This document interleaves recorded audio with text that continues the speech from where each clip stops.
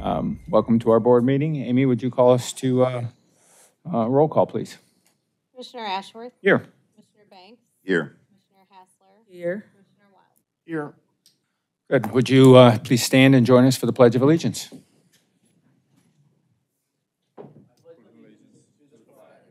Of the United States of America and to the republic for which it stands, one nation, under God, indivisible, with liberty and justice for all. Thank you. Thank you all for being here. Regrettably, we're going to again ask for a moment of silence and some prayers. A moment of silence for investigator Val Kraus, DSN number 2780, and prayers for his son, St. Louis County Police Officer Jason Kraus, and the entire Kraus family, and prayers for Travis Brown and Travis Brown's family. So if you'll take a moment, please, we'd appreciate it.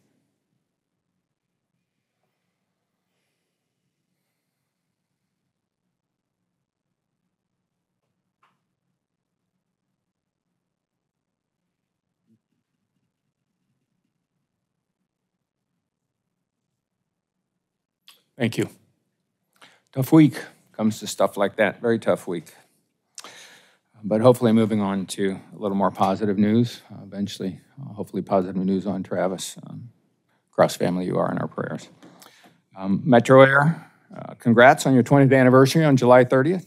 Thank you all who have either served in that group or supported that group over the years. So thank you very much. Chief, looks like we have some other good news, which is we're going to add some people to our law enforcement family. So if we may. Those of you who are going to be deputized for the St. Louis Airport Police Department or the Washington University Police Department, would you please come forward and stand here in front of us?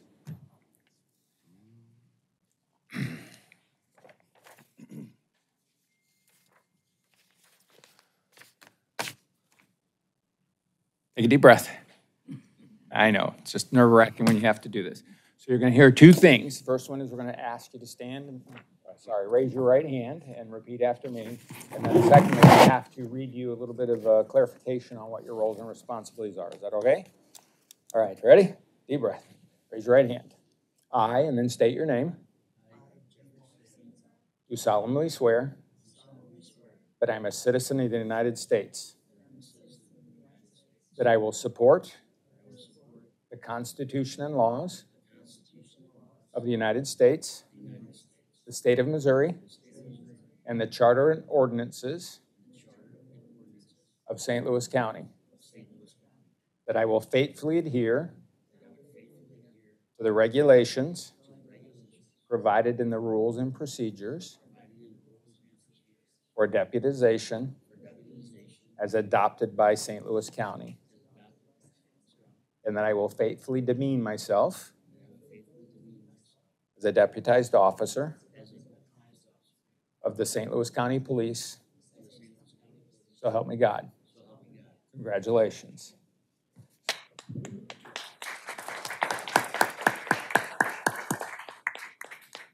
very much appreciate you picking up the responsibility of law enforcement. It's so desperately needed in today's world. So Washington University, as a deputized officer of Washington University and of St. Louis County, your authority is restricted to the protection of persons and property on the WashU campus. Good? You're going to hear the same thing. Airport Police, as a deputized officer of St. Louis County, you are restricted to the protection of persons and property at Lambert St. Louis International Airport. Good? Yeah? Yes, sir. Very, very much. We truly do appreciate you joining us all. Thank you.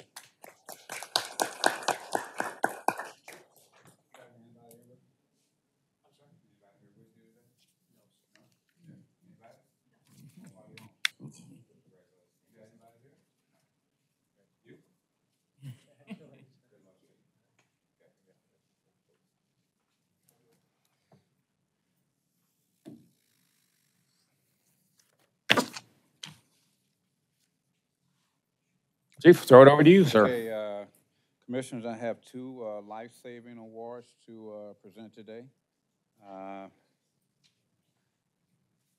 Officer Patrick McDonald. Chief,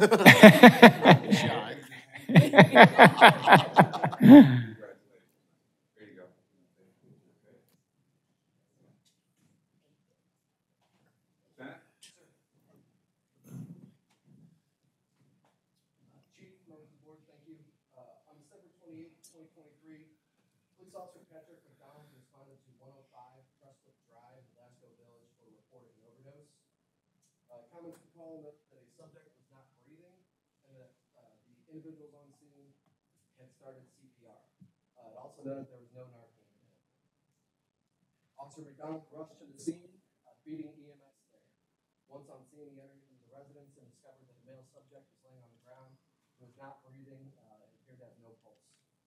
Officer McDonald reverted back to his training and immediately started life-saving measures, which included CPR. Officer McDonald started CPR and did CPR and chest compressions for 2 minutes, at which time he paused to reevaluate and noticed that the subject was starting to show signs of life. Officer McDonald continued life-saving measures for 8 minutes in total, at which time he was also consoling and reassuring the residents on scene there that everything would be all right. EMS eventually arrived on scene and were able to revive the subject after administering 3 separate doses of Narcan. Officer McDonald's actions saved the life of this individual, who is a husband and father, who due to Officer McDonald's actions now had the opportunity to spend time with his wife and kids. Officer McDonald's actions are the epitome of what the mission and vision of this department are. You should be proud of yourself. The department's proud of you. Great job and congratulations.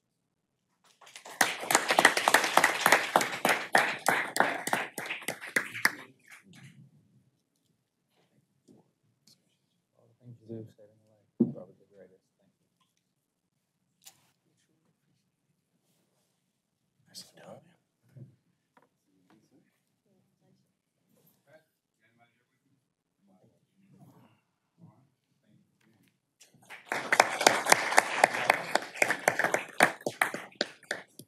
Chief Officer McDonald showed me the first precinct a week ago Saturday night. We need more officers like him.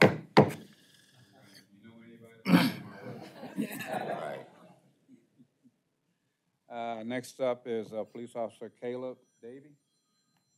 Caleb?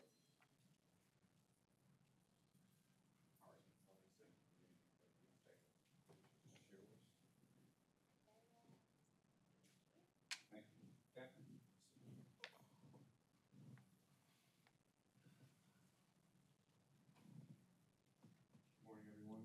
Chairman, board members, chief, ladies and gentlemen. I'd like to direct your attention to the actions of Officer Caleb Davey on January 11th of this year. He responded to a stick case at 1900 block of Schweitzer Avenue where his vehicle had fallen on an individual traffic. Prior to Officer Davey arriving, the family members extracted the individual out from under the vehicle, and he was waiting when Officer Davey arrived. Officer Davey noticed he wasn't breathing. He had CPR for 5 minutes. Continued CPR until EMS arrived. EMS arrived on scene. Gave CPR for another 10 minutes before transported the individual to the hospital. They said it had Officer Davey not given CPR. He would not have lived. So good job, Officer Davey, on saving my life. Thank you. Well done, man. Very good.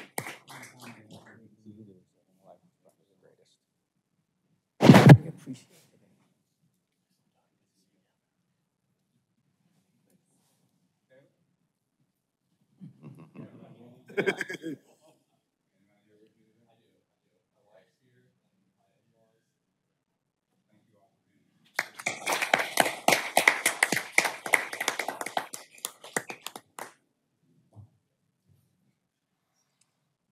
Those are all the fun things that I have, sir. Excellent. For those of you who are visiting or receiving awards, we are about to move into the heart of our meeting. So thank you for being here, for all the support you give our officers. Officers, thank you to save lives and take care of our communities. But we would probably suggest that you go enjoy the rest of your day. Thank you again.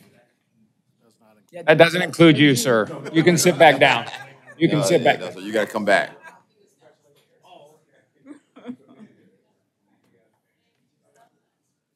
I was trying to sneak out.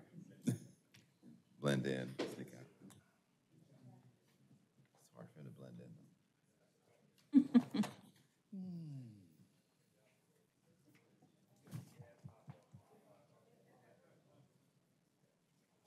Colonel.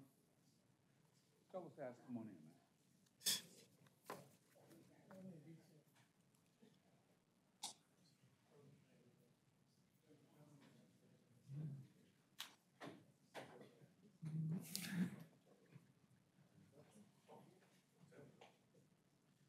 Nobody wants the front pew in church. Never. Never. Now we got a full house. First up is Terry with the budget report. Good morning. Good morning. I have about a 10.9 surplus this year. Not much has changed since last month with any of the accounts, really. Overtime is staying pretty consistent. Even in the hours, I have that attachment. I think it's the third page in your packet. It gives like the detail, and pretty much every month has stayed consistent with last year. So really, it would just be the dollar amount because of the higher pay rate. Salary, the other thing I wanted to point out is the payout for retirements and terminations. So I had predicted a 1 million shortage, and right now we have about a $750,000 shortage. I think we're gonna be right there because I think it'll slow down. I know of one or two that went this month, but I think people are gonna wait till January 1st, kind of like what I said last month. Nothing really else. The retirement percentage is still unknown. I think I mentioned that last month, that we should know. Hopefully I'm gonna have something for you in September that county government will give me. Other than that, there really hasn't been much change. And then for the 2025 budget, we meet on Monday with the budget office. So I will have probably more for you again in September. September, I should have more information than I do. Was there anything from our July meeting to August meeting that changed in budget guidelines for 2025? Just No. quiet for the last No. 4 or 5 I weeks? actually spoke with him this week, and he went over everything. I said, are you gonna send me anything before the meeting? And he said, yeah. He said, probably we just have to cut a little bit of the fat, which is more in accounts and that kind of thing. Because I really didn't cut anything. Everybody's really good about turning in what they need. So I thought I'll submit the larger amount, and then we go from there. Excellent. So, yeah, and nothing's really changed with ARPA either, except we've gotten reimbursements. I just thought I'd mention that. Excellent. Yeah. And how far are we behind on our ARPA reimbursements?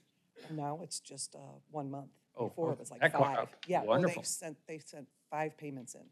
Excellent. Yeah. Other questions? Thank you. Thank you. I didn't know it was illegal to close the doors. Thank you, Colonel. Appreciate that.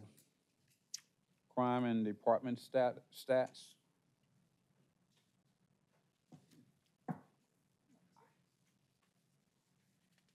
Good morning, members of the board. Good morning. Morning. This is just a quick monthly update, not the quarterly, so I don't have a whole lot to say. And luckily, there's not a lot going on either. It's just not working.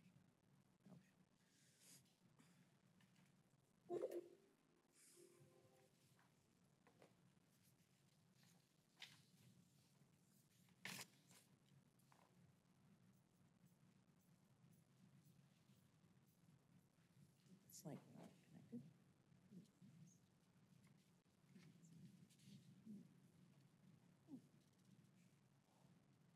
Oh, they're working on everybody get your vacation time in, get a little time away, regenerate. Everybody's smiling like, nope.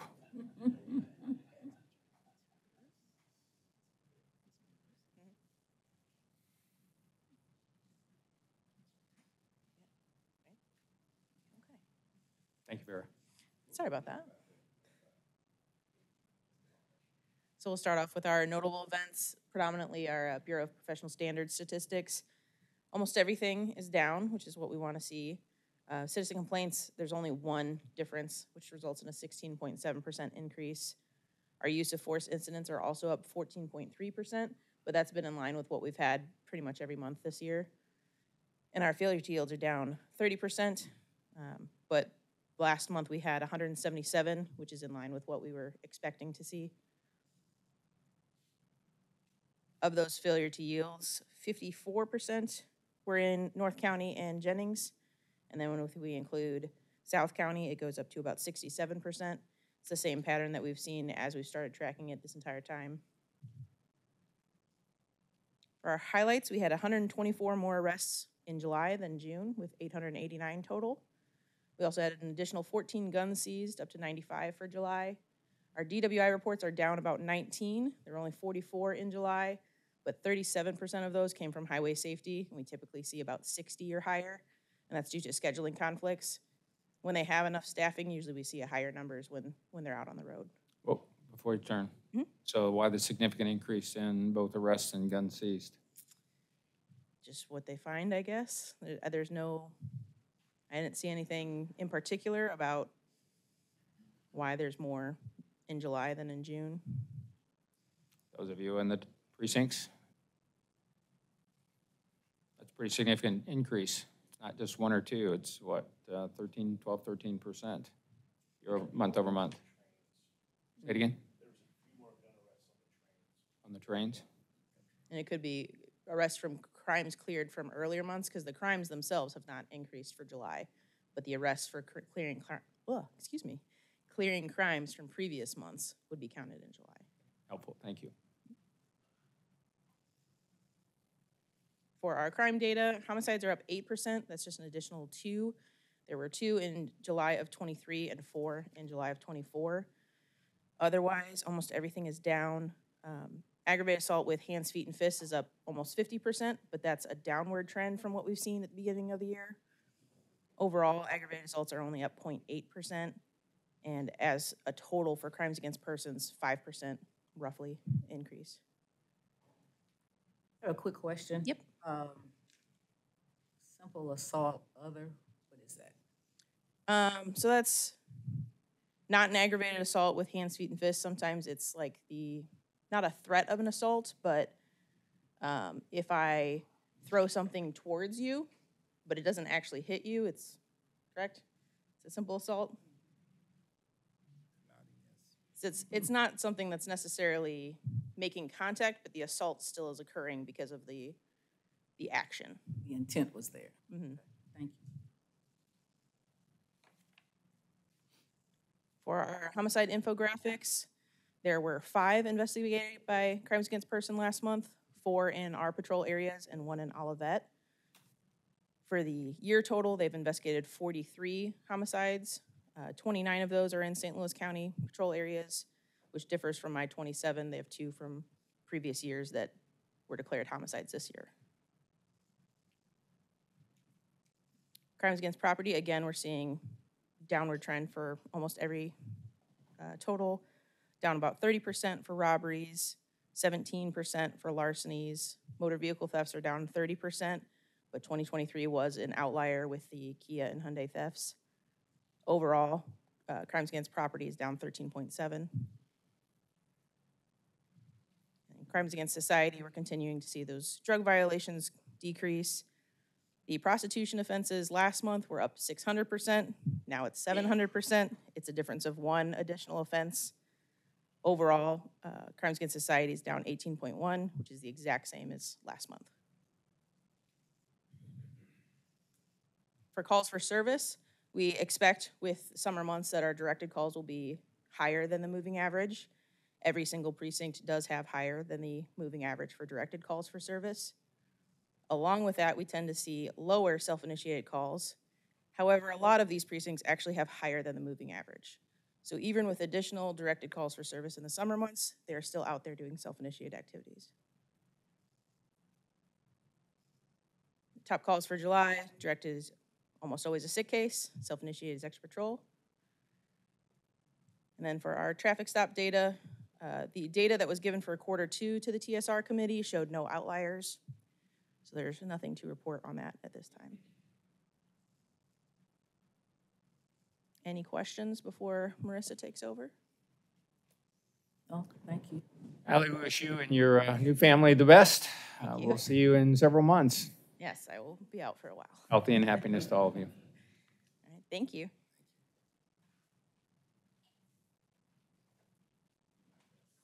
Okay, so when we were standing in the hall, they asked us to take it easy on Ally. They didn't tell us to take it easy on you, so now we get to crank up all the hard questions.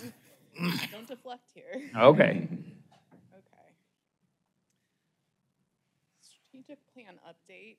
On the screen, you're going to see a comparison between the progress on the strategic plan from quarter 1 on your left and quarter 2 on your right. As a recap, the plan contains 5 overall goals, which are broken down into 23 initiatives and 103 key activities. Last quarter, we were able to move 7 completed key activities to 9, 7 reoccurring completed key activities to 9, and 53 in-progress ones to 59. The 2 key activities that were completed by the committees this cycle include to develop a pathway for citizens to provide feedback of recent police interactions. The Operational Support Committee accomplished this by creating QR codes to be framed in each work element's public areas, along with business-sized cards to be distributed to citizens. The QR code directs citizens to a satisfaction survey where they can provide feedback that is routed back to the department. All this can now be found in the following public-facing work areas: 911, private security, records, emergency communications network, the CMPA, and security services. The second completed activity by the committee was to explore and develop additional strategies with community partners in responding to mental health-related calls. Every year, the Bureau of Communications receives many calls involving individuals experiencing mental health or substance use challenges. It was found that individuals in a high percentage of these calls would be better served by being directly connected with behavioral health resources. The Bureau of Communications has partnered with BJC Behavioral Health to divert these types of incidents when they are received by directly connecting callers to appropriate behavioral health services. A procedure has been developed and is in place, and mental health professionals have begun to be integrated into the Bureau. Next are reoccurring completed key activities. As a reminder, this category reflects the fact that although these items may have been completed, they may be reevaluated and updated throughout the life cycle of the plan. The 2 reoccurring key activities that were completed by the committees this cycle include develop a method to enhance understanding, application, and perception of all critical department policies. A list of 12 critical policies were identified by the Chief's Office Committee, and it was approved by Executive Command staff. This list was compiled into a document and uploaded into Power DMS, where all employees acknowledged it by signing off. With each critical policy, the Bureau of Research and Analysis created corresponding test questions to assess comprehension. A different policy and its corresponding test will be assigned each month for employees to review. The first one went live June 3rd, and currently our third one just went live at the beginning of this month. The second reoccurring item was to keep candidates informed on their progress. So the Human Resources Committee created a letter that is actively being used in NeoGov to send to candidates who haven't signed up for testing. The letter prompts the candidate to sign up, verifies their interest, and advises the candidate what to do if they're no longer interested. Additionally, more personnel have been tasked with contacting and keeping candidates up to date on the status of their process. Overall, there's been improved communication and very limited complaints on the contact that is being initiated. The key activity will remain in reoccurring but completed status since it has been implemented, it's been status since there has been implementation of successful solutions that have allowed for the department to better update candidates. However, down the line, other methods might be developed. The number of in-progress key activities increased by 6 in quarter 2. So a highlight of some of these that the committees are working on include to support employee career path development through training opportunities. The DCI committee is in the process of collaborating with the Bureau of Human Resources to find ways to promote the tuition reimbursement program. Additionally, after conducting their own research, they found that while there's ample funding for training, a lot of requests are actually being denied. So they found that there's nothing currently in place to track training requests. So they're going to partner with IT to create a form that would allow these requests to be digitally tracked. And moving forward, that's going to be really easy for us because we'll be able to keep track of that and see if there's any reasons things are being denied and what those reasons may be. The other one was to create new strategies for violent crime-related enforcement and related prosecution. The Special Operations Committee is in the process of researching various pursuit technologies that are on the market, along with pursuit policies of like-sized departments in the Midwest to determine their parameters for pursuits. Once they've completed this, the committee is going to forward the technology findings to the Use Committee to look at it, and they're going to forward any of the pursuit policy findings to the Bureau of Research and Analysis to consider revamping the policy. The other one is to develop a rotation policy for employees assigned to the Division of Patrol to improve morale and retention. The Patrol Committee explored whether a rotation policy would help morale in the department. They identified various options on who would be eligible, who would be impacted, where transfers would occur, the time limit of the new assignment, and if it should be mandated.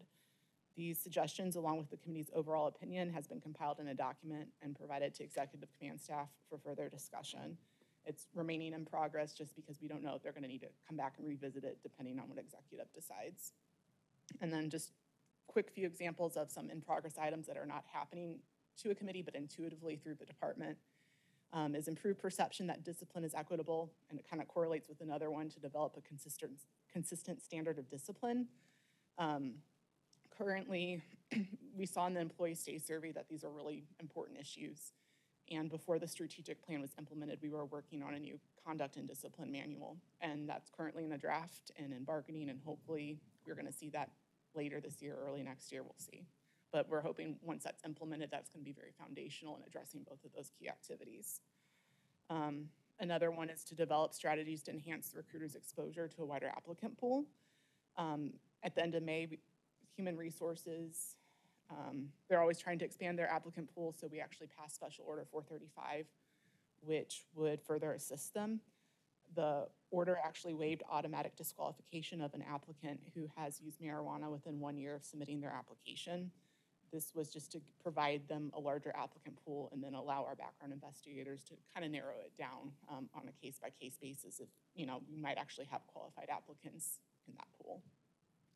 So overall, this quarter, there's been a handful of completed and completed reoccurring key activities. It should be noted that while this only provides a small snapshot of the work that's being done, you can be assured that each committee's status report this quarter clearly indicated their diligence in brainstorming these solutions and researching those ideas to ensure successful completion. It's important to also remember that some of these key activities are more complex than others, so they're going to take more time. But overall, each committee is progressing. We expect to see more completed ones at the latter part of this year. And just for reference, I looked last year, and in total, between completed and reoccurring completed key activities, we completed 4. Right now, we're already up to 9.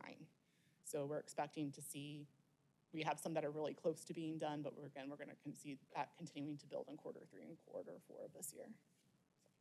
Any questions? Thank you. One on the satisfaction survey. Who owns that? Where do those responses go within the department? So the employee satisfaction survey. Not the employee, Oh, sorry. the other, I'm sorry. Citizen satisfaction. Citizens. Yes. So our bureau actually houses that information.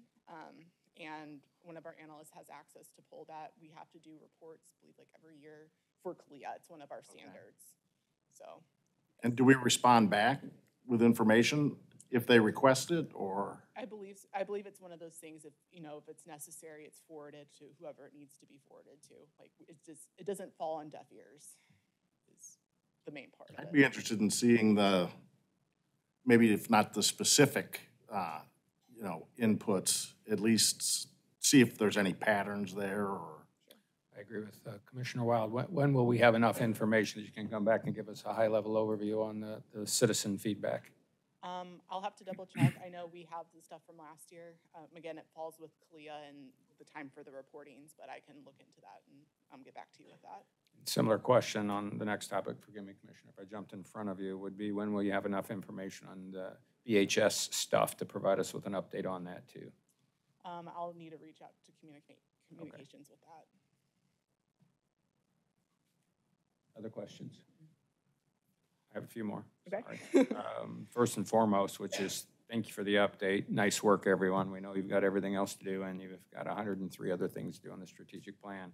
Looks like we're about 70% in progress, and we're not even fully through year 2. Yes. So that's a compliment to all of you with the diligence in which you work on what we said was going to be a strategic plan. So we look forward to year end, where we'll be 40% of the way through our plan if we keep it at 5 years. Sounds like the committees are still active and engaged. Wonderful. So if you could come back on Commissioner Wild's question on when we'll have feedback on the citizen stuff, high level. Same thing on VHS. And the ECS question on rotations and when we decide that. We'll look for some feedback on when ECS will be deciding that one way or another. Anything else? All right. Thank you. Thank you. And thanks to everybody. Well done. Chief, before we go, Rachel looks like you're new. Is that correct?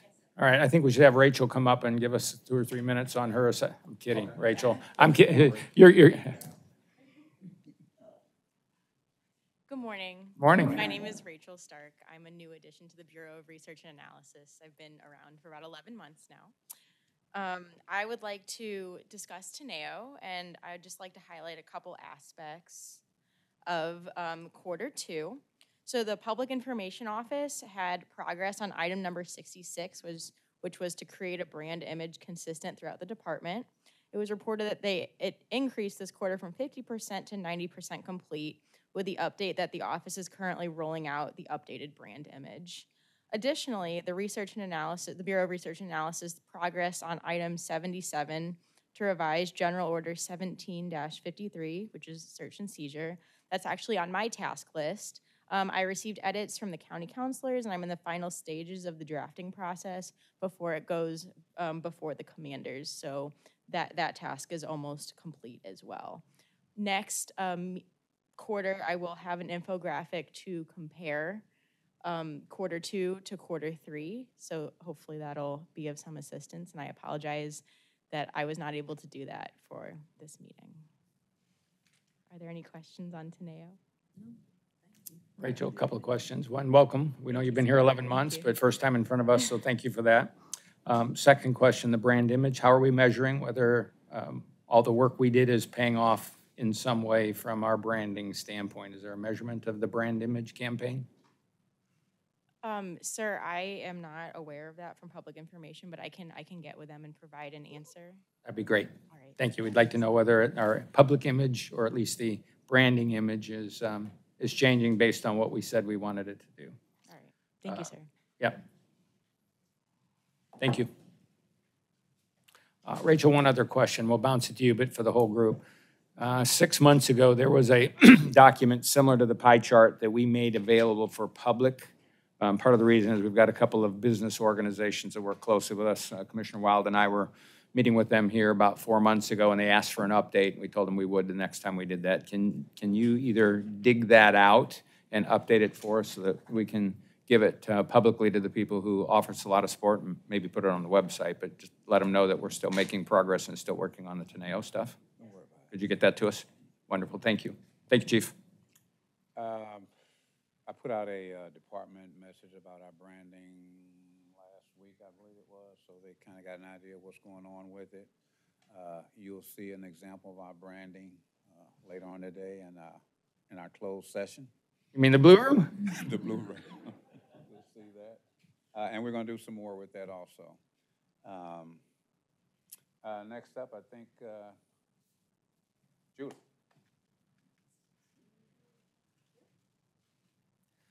Good morning. Morning.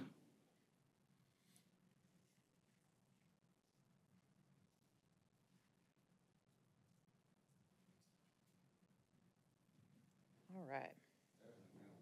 Oh, yep.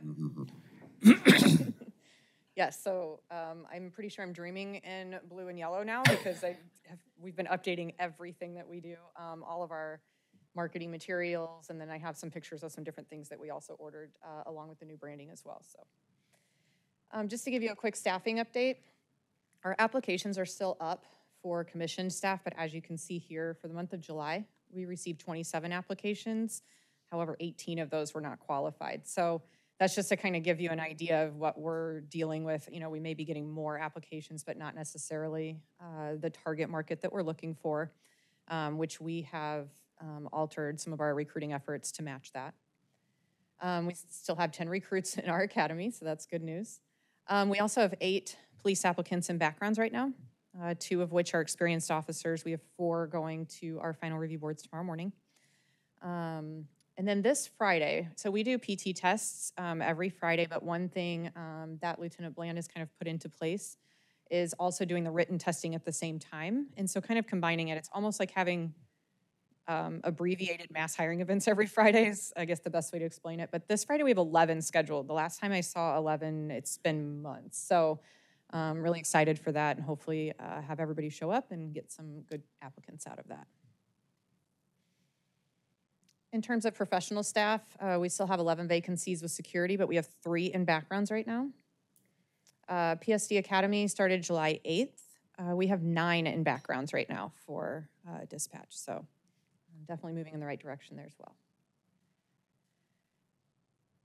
So retention, it's the same thing. So we are still down in our resignations for both commission staff and professional staff, but retirements are still up very significantly.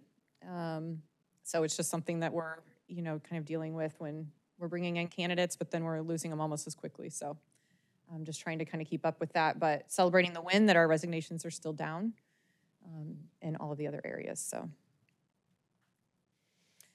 just some updates for recruiting. So this Friday and Saturday, we're attending the Bommarito IndyCar race at the Worldwide Technology Raceway.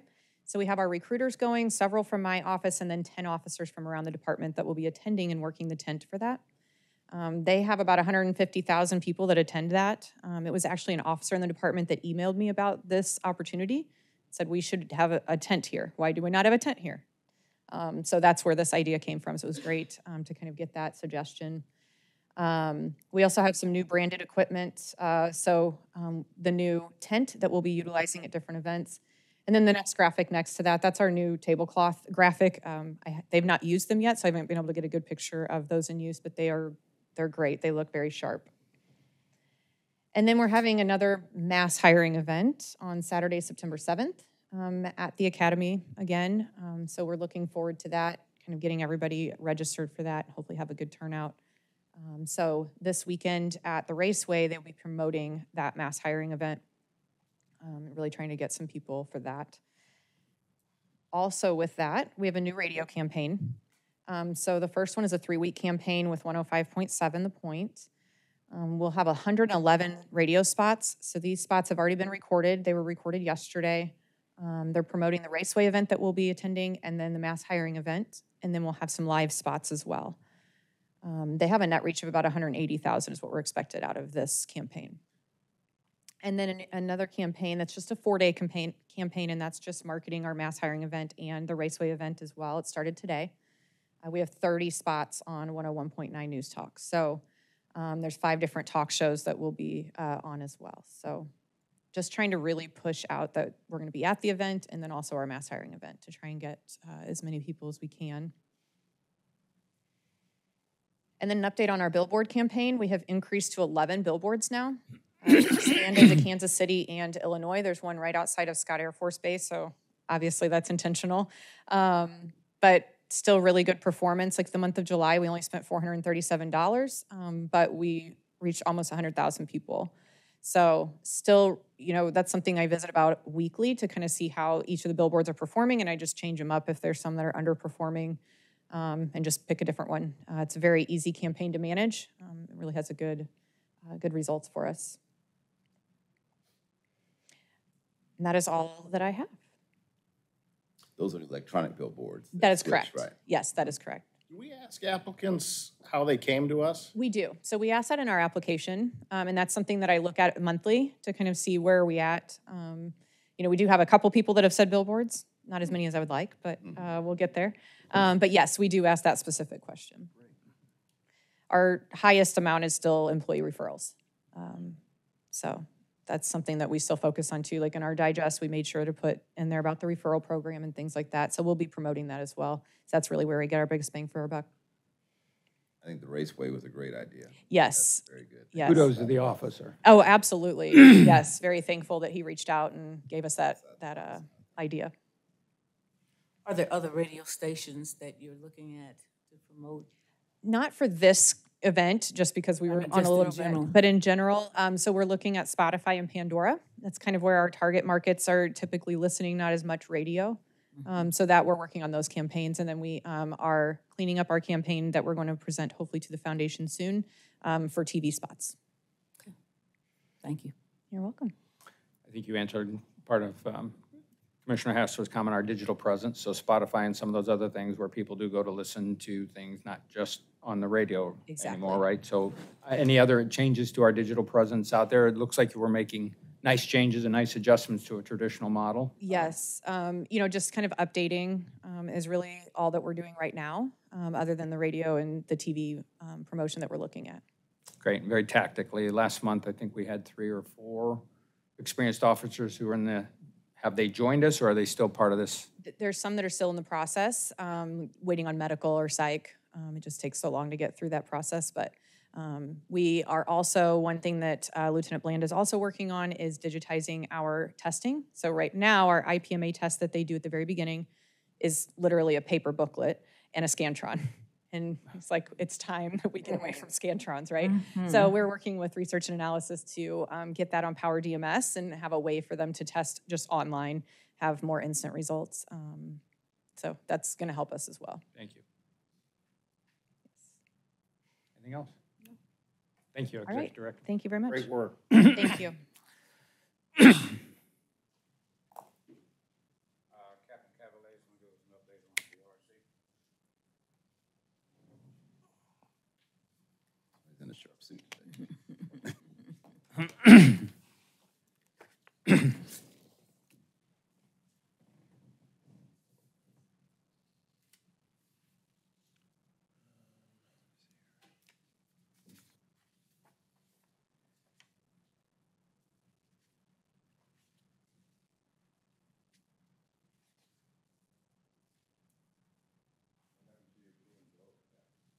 Yeah. Got the blue versus the gold.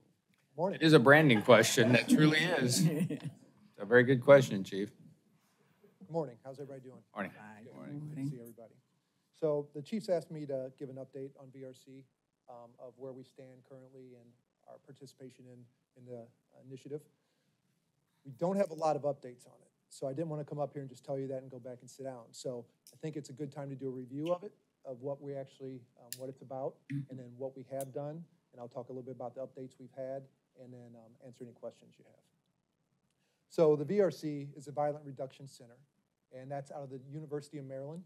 And Thomas Apt, if you remember him, probably 4 or 5 months ago, came to us by Zoom, talked to us about the initiative and what he thought, how it could help the region with our homicide numbers and everything we're doing with violent crime. So they have done this, well, let me back up. VRC is part of the criminal justice, their degree for the Criminal Justice Department and the University of Maryland. And he is the director of this, and he is the one who is very proud of this program. And it's a good program. So they have done it in multiple cities throughout the states. Boston, they've been out in Tennessee. They've done it in numerous areas with good results. So that's what we're also hoping for here. So back in December of 23, VRC met with the East-West Gateway Council and multiple stakeholders throughout the area, multiple law enforcement commanders and important people from other agencies. They all got together to speak about the homicide rate in this region, violent crime, and what they could do to possibly make a dent. So Deputy Chief was present for that. They all sat around and talked and came up with some good ideas of what this program offers and how the county police department could participate. They looked at a bunch of different stats, and I might talk about a couple of them real quick. One is that 90% of the homicides that occurred in this region came from 3 different areas. That's St. Louis City, St. Louis County, and St. Clair County. So 3 major areas, 90% happened in these 3 different areas. So obviously we have an issue in the areas that's happening in. Another stat was that I think no matter what part, whether it's business or police departments, we all know that a small portion of groups usually cause the most problems, right? And that's what we found out with this too, is that a problem we had, criminal groups that were involved in homicides made up 0.16% of the population. So these groups made up 0.16% of the population, but were most likely involved in close to 30% of the homicides. So we're talking about a very small part of the population causing the havoc in the area. So they agreed to come up with an initiative to work together, and the goal is just pretty simple. Stop violent crime, lower the numbers, and hopefully do this in a 3-year period of time where we can reduce it by 20%, homicides and violent crime. They came up with Save Lives Now, and that's what we are, the initiative of what we're part of is Save Lives Now. So their solution, they had anti-violence strategies that were focused, balanced, and fair. All those are very self-explanatory, but the focus part, we wanted to find that 0.16%, focus on them, and then offer them the help they needed and try to work through it that way. So you have to focus on what we're looking for there. We had to be balanced. The balance was a soft approach, and they considered a tough approach. The soft approach was service-oriented, that they were going to go and offer the services, offer support that those groups that needed the help at that time. The tough part, and that's what they use as tough. I don't like necessarily using tough because I think sometimes that comes with a negative connotation to it. So I like to say that we're keeping people accountable. So instead of a tough approach, we're holding people accountable still when they commit these violent crimes. And then fairness, to be successful and sustainable, we have to be fair. Those who have a say in what's going on, or should have a say in what's going on, the ones that are mostly impacted by what's going on out there, they should have a say in what's happening. So they take all those into consideration, and they came up with a three-prong approach. The three-prong approach was focused deterrence, cognitive behavioral theory, and street outreach. So the focused deterrence, all these, they work great when they're together. If you do one standalone, you're not going to have the results that you would if you had all three of them together. The focused deterrence is problem-oriented.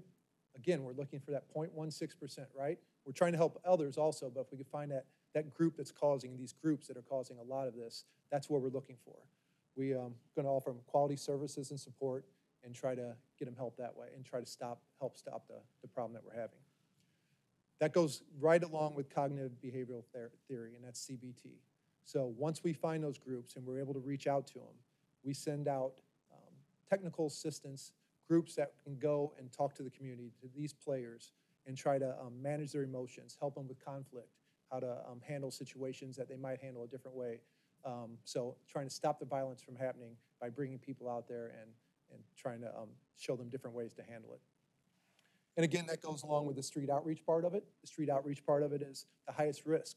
So for us up in the Division of Criminal Investigation, homicides, if we have a homicide and we find out there's probably going to be retaliation, that's where we send credible messengers. It has to be credible. They have to be people that the individuals trust to talk to them about it. If I go out there in a suit or an officer goes out there in uniform, that's not really, that's hard to get that trust factor.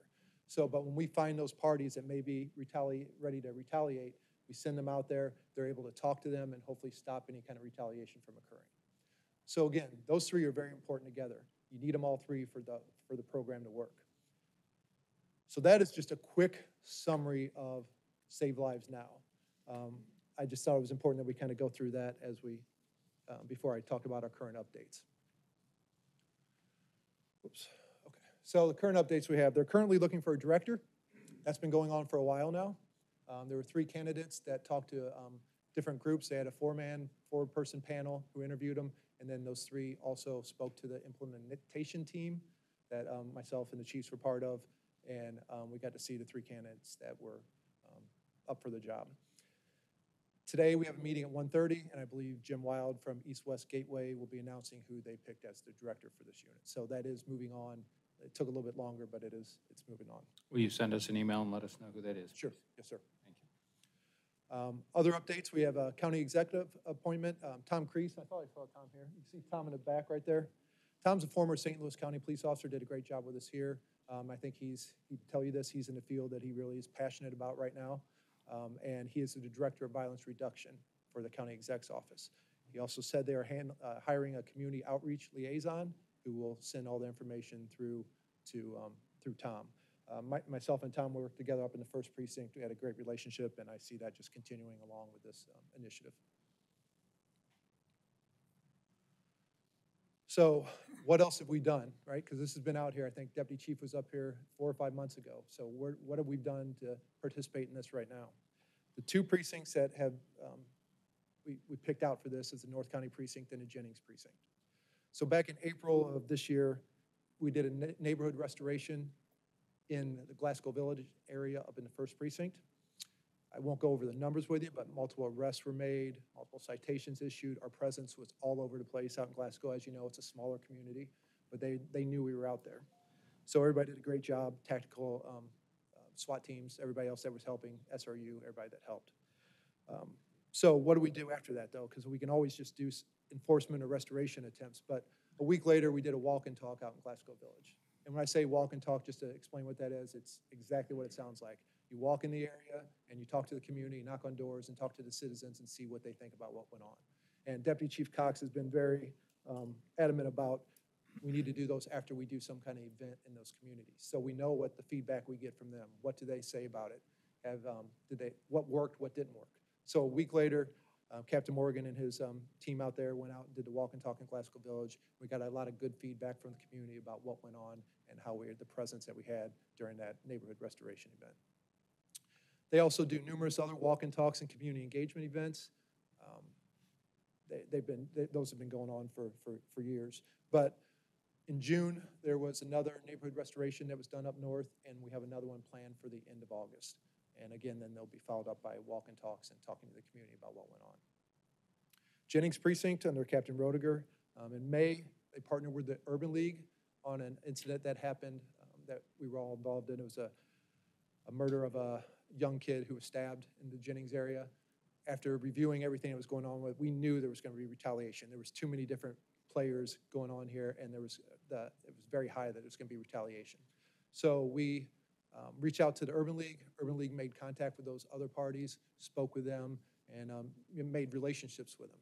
As far as we know to date, there's been no retaliation for that incident. So these are always hard to measure anyway, though, right? Because how do you measure something that didn't happen? So it's difficult, but I think that's on us to try to figure that out also. And now's a good time to talk about this. I'm talking about the North County Precinct and Jennings Precinct.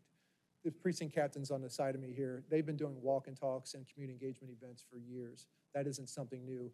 Theirs might be a little different. Maybe something in the 7th is about car cladding, or they're not talking about murders. But the reason why we picked North County and Jennings, I think for obvious reasons, that's where most of our homicides occur. At this point in time, right now, Jennings has 8 murders that we work for the year, and North County Precinct has 13. So that's why we're picking this area. And last, just a quick review. It's a 3-year program. That program has not started. That clock has not started yet. So the chiefs wanted us to send a few things out that we've done, like I talked about, we've partnered with the Urban League and some of the patrol things that are happening, which they're doing a great job out there with these walk and talks and trying to do the focused deterrence and finding these groups that are involved in these crimes. But it has not started yet. So once this director spot is filled, once they get on more technical assistance, and when I talk about technical assistance, this is the groups when we need help that we're going to send out there, that Save Lives Now will send out to these other places and try to talk to the individuals involved and try to do that. So once we get all of them on board and the clock starts, we'll be more involved in sending things and working through this initiative. That's all I got. Do you have any questions? Thank you. Couple, please. First, thank you for the update, by the way, even going back to make sure that we all have the same basis off of which we're running. So, yes, sir. Yeah, thank you for that. My next set of questions are going to sound a little more skeptical, and I'll apologize for that. So my interpretation, not inaccurate, so I'm looking for clarification, is we've done a lot of outreach. So I'm going back to this slide, your 4th slide. We've done a lot of the street outreach, but that's a lot of the work that we've always done. Maybe enhanced it up in North County, but it's only enhancement. We've been doing that, and we do it through the rest of the precincts. Is that a fair statement? That is correct. And so the cognitive behavior theory, maybe a little bit of use. You talked a bit about what Urban League did. That's a bit of cognitive behavior therapy, a little bit of it, but we've not really done much on focused deterrence. Is that a fair statement? Yeah, I think that's fair. I think we're always looking to find the groups and individuals involved, right? So whether it's after the fact, and that's kind of what we're trying to stop, right? We don't want to do it after the fact. We want to do it before it happens. So as far as detectives looking and trying to find suspects and all that, but the focused deterrence part is a big part of this, because we have to find those groups, that small group, the criminal groups that are involved in causing these issues. So we have to dive in there to find them. When the precincts up north, when they have an incident or they hear about stuff going on, they're out there looking, they're doing the extra patrol, they're doing these events. That focused deterrence is huge. We do need to keep doing that, finding that, getting those groups. And again, now this approach on it is finding them, but then offering help. So it's not a law enforcement base where we're just jumping in, we found this, we're offering help. That's when we're gonna get these technical assistants to come out and do more and help out with what's going on out there. So yes, we could always get better, and I think as this goes along, we'll find our way. Yeah, my poke at all was not at the people who wear our uniforms. That is not where my question was going. Yes, sir. It can't just be the people who wear the uniforms doing this. So ultimately, my question comes back to, as best you can guess, sir, we realize where you sit in this and how you're trying to influence.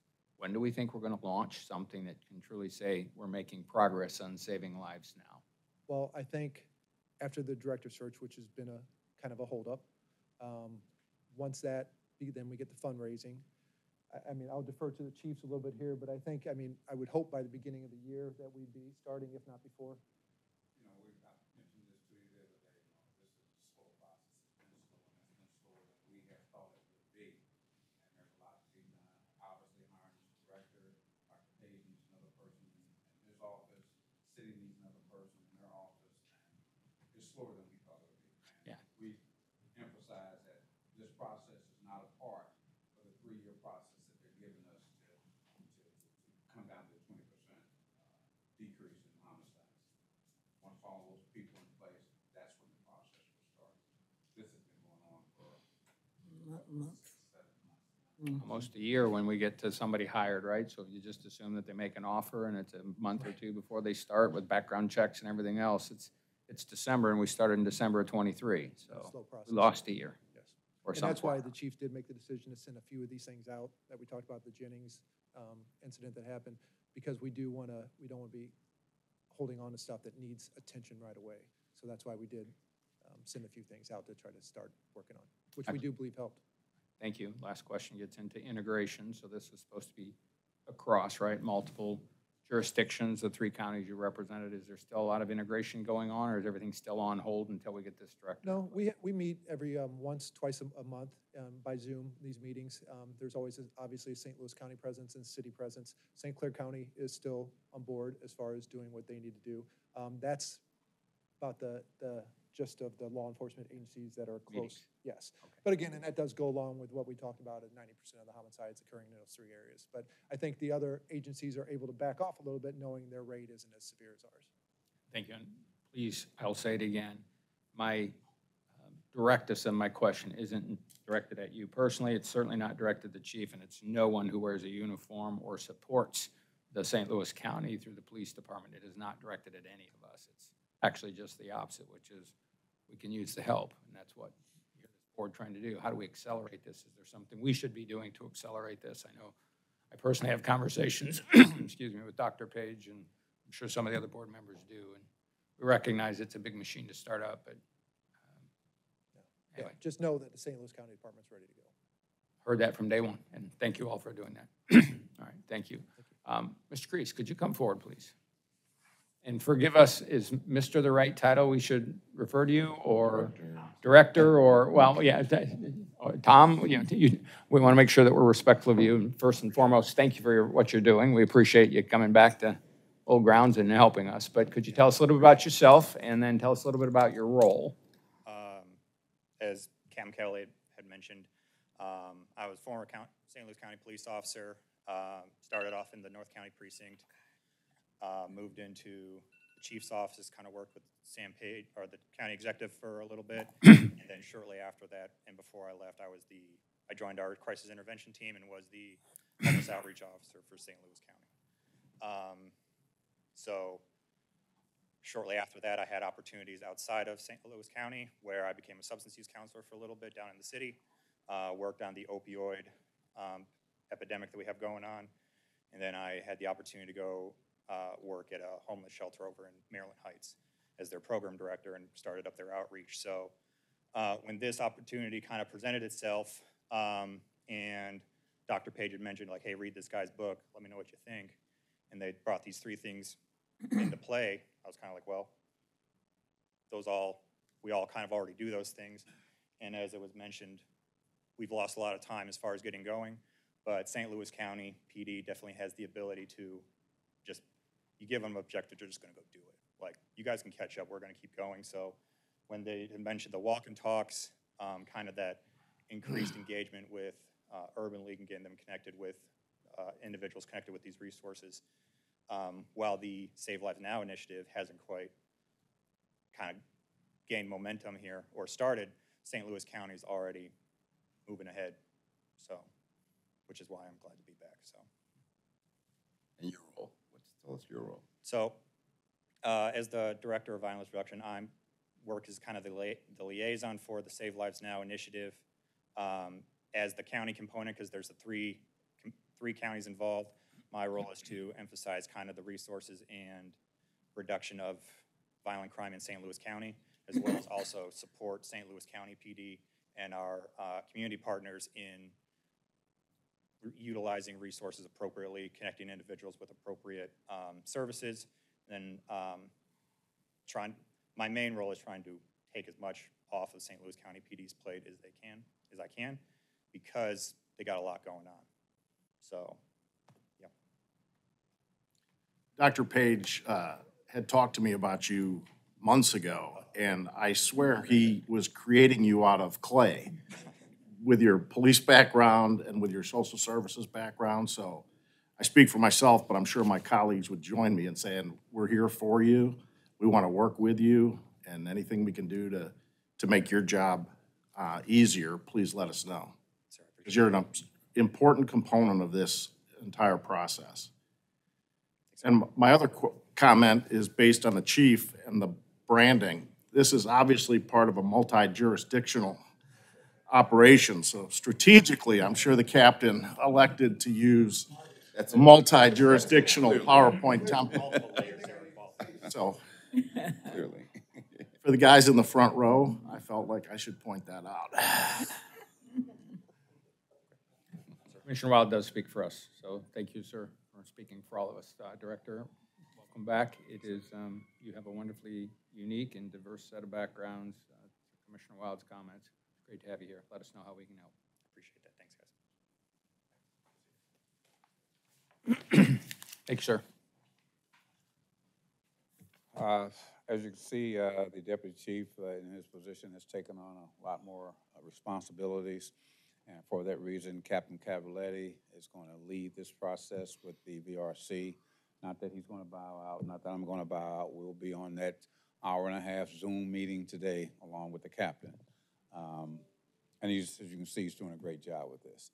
Obviously, his position coincides with what VRC is about, dealing with homicides and gun violence. So he's the right guy to do this. The focused deterrence part of this is probably the toughest part that they're gonna have to deal with. It's getting out there talking with people that need the assistance, and then the other big part of that is getting them to accept what we're gonna offer. Because if they don't accept it, the option is you go to jail. So that's gonna be the toughest part of this. And when we first got the idea of what this was all about, Chief Cox, who was over patrol at that time, attended these meetings, so we knew what this was going to be all about, and he started the walk and talks right then. Started getting into these neighborhoods because we knew that information was going to help us with this program. So we were ahead. You guys knew that we were ahead of this process from the beginning. So we're moving along with it, and again, it's been slow getting off the ground. And Tom, thank you for being a part of this. Thank you. I lost my agenda. I think that's it, sir. Thank you. Anything else, board? Nothing else? Very good. Next topic on our agenda, our approval of our minutes from our July 9th, July 11th, and July 15th, 2024 meetings in our packet. May we have a motion to approve the minutes for those 3 July dates? I move that we approve all 3 minutes. Second, please. Second. Any further conversation on July 9th, July 11th, or July 15th board meeting minutes? I'll abstain from the 11th and the 15th since I wasn't present. Thank you. All right, we'll go ahead and approve. Sorry, we'll ask for a vote to approve. We hear your approval will be limited strictly to July 9. Thank you, sir. All in favor of approving the 3 meeting minutes from July, please say aye. Aye. Commissioner Wild, July 9? Thank you. Minutes approved. Letters in communication, any incoming communications? Any outgoing communications? Any old business? All right, new business, we have 5 contracts. Details are posted on our website of each of the contracts. May we have a motion to approve the 5 contracts as contained in our packet and posted on the website? I move that all of the contracts as well as the MOUs Thank you. be approved by the board. Second. Second, any further conversation on the 5 contracts / MOUs? I had one question. It is on the Department of Public Safety. Are all our precincts authorized to collect, are they all authorized as collection stations and not just the 3rd? No, sir, that was a request from the Department of Safety, Sandy Kirsten. It went to Captain Ware.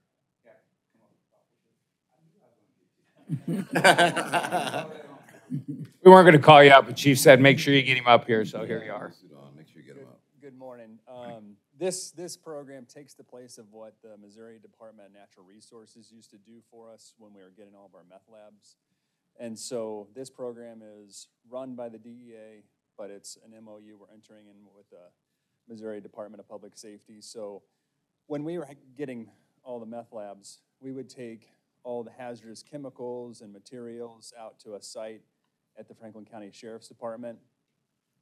Once the meth labs stopped, we stopped having such a huge problem, and the Missouri Department of Natural Resources stopped supplying equipment and basically doing that program. So we still need something in place, and so Missouri, obviously, the Public Safety Department recognized that, and so the DEA has always had this program.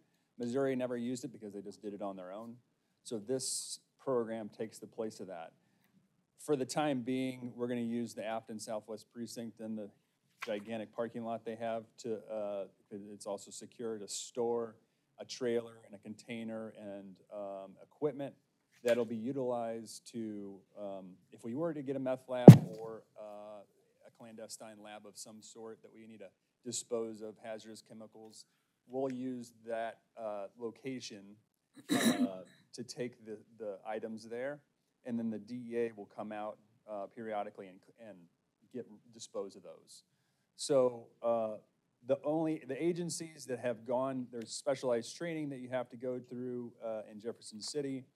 So the agencies that have attended that training will be able to utilize this equipment and this program, and I would imagine eventually quite a few agencies within the region. This is gonna be, our location is just gonna be for the Troop C region of St. Louis County, St. Charles, Franklin County-ish area. Okay. Does that answer your question? I think so. Thank you. Sure. Yes, sir. Thank you. All in favor of approving the 5 contracts, please say aye. Aye. Aye. Any opposed? Thank you. Contracts are approved. Amy, anything from the public?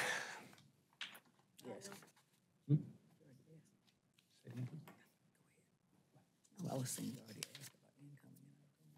Oh, that's the public. That's okay. I'm sorry. Not everything. All right.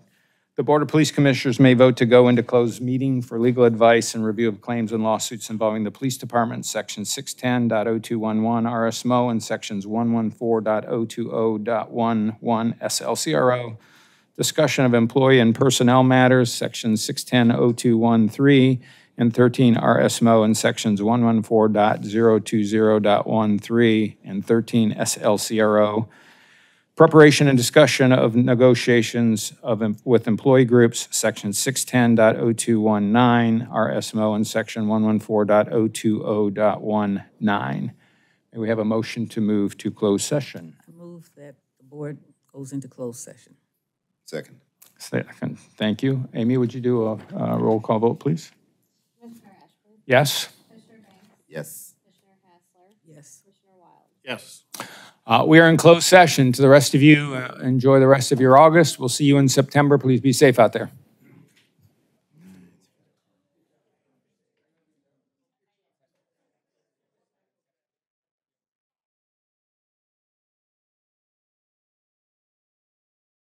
All right, we are back from closed session. We had a vote in closed session, and that was to return to open session. We agreed unanimously to come back into open session. Anything else for the day? No, sir. Nothing. Nothing? May we have a motion to adjourn? I move that we adjourn this meeting. Second? Amy, would you roll call vote us, please? Commissioner Ashworth? Yes. Commissioner Banks? Yes. Commissioner Hassler? Yes. Commissioner Wild? Yes. We are adjourned, and as we adjourn, our next meeting is tentatively scheduled for September 18th.